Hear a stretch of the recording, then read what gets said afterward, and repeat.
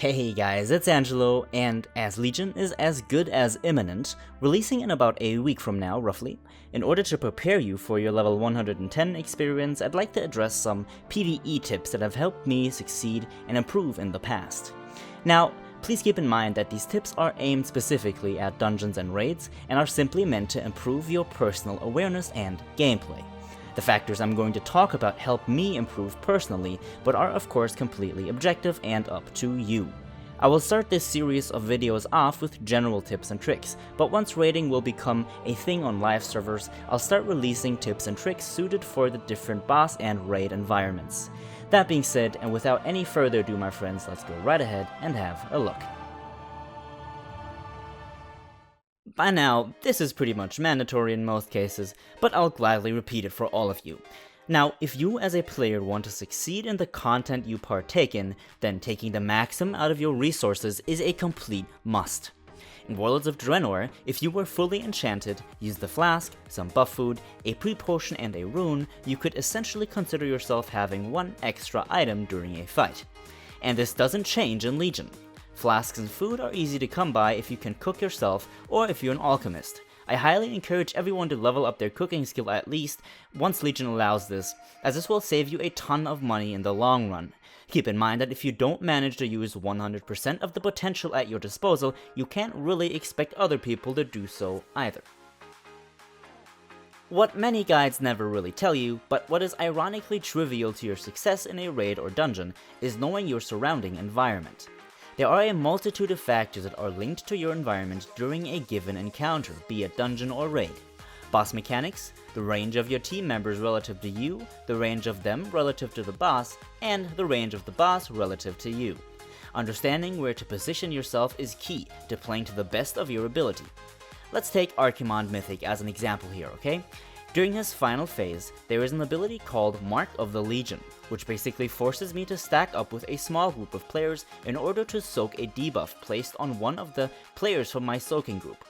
In order for this to run smoothly and without me actually wiping the raid, I need to keep in mind that I can't be too far away from the rest of my soaking group because it will take too much time getting there and I actually won't reach them in time, therefore wiping the group.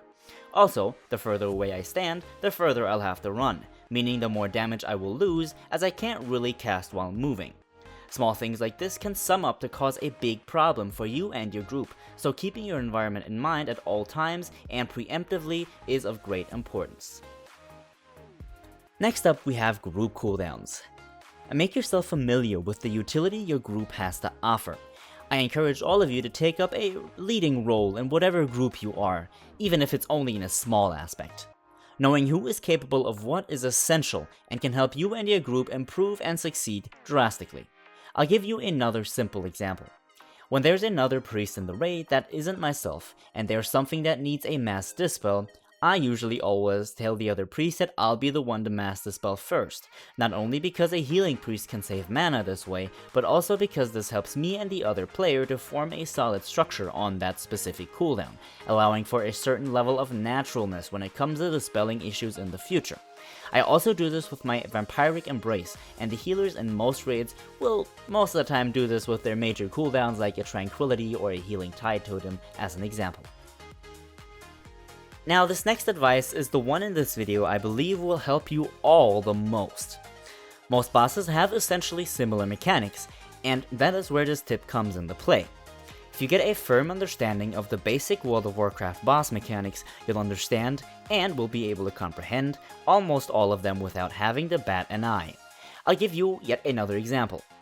Let's look at Manoros Felseeker, Archimonde Seething Corruption, or, new in Legion, the Amalgam of Corruptions Reap Soul effect. All share one simple and basic factor. They force the player to move in an optional but somewhat specified direction within a certain time frame before triggering themselves, causing massive damage if not death. Similar to this, many other bosses share hard-hitting abilities that damage an entire raid, forcing players to use their defensive cooldowns and or healers to use healing cooldowns. If you can identify these abilities through the dungeon journal or through various guides you can read or watch online, then knowing what to do in certain situations will be easy and almost second nature before they even happen. Now, this tip is more present in dungeons, but crowd control skills should be something you start learning, because Mythic Dungeons will leave you no choice but to use some CC effects. If you know to what extent your class can CC, you can support your group immensely. From mind-controlling effects like that of the Shadow Priest, to root and snares, to polymorphs of the mage of course, or other classes, or even simple slow effects. Sometimes it makes more sense to mind control certain mobs, for example, while other times it may be of more use to just keep them in a regular incapacitate. If you and your group understand CC dynamics, you'll save yourself a lot of trouble in the future. Finally, we have the advice to sum up all the other advices. Most of the things I've mentioned before require you to communicate, so learning how to do so with your group is key, even more so when we're talking about Mythic Dungeons, as well as Heroic and Mythic raiding. Normal raiding and LFR not so much, yet you should still keep this in mind. A team-working mindset, kindness, and the ability to adjust to other opinions and insights brings you a very long way in this game, and I believe that all of you should strive to be the best you can possibly be. Now, as always, thank you so much for watching, my friends. I hope you've enjoyed this video and have actually learned something from it, and if so, please leave a like down below, and feel free to tell me what you think of these tips in the comments.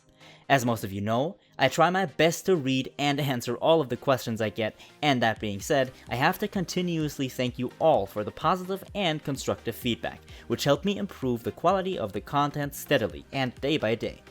If you're new to the channel and enjoy what you see, well, welcome, and feel free to subscribe. Now, as always, have a good one, stay safe out there, and I will see you all in the next one.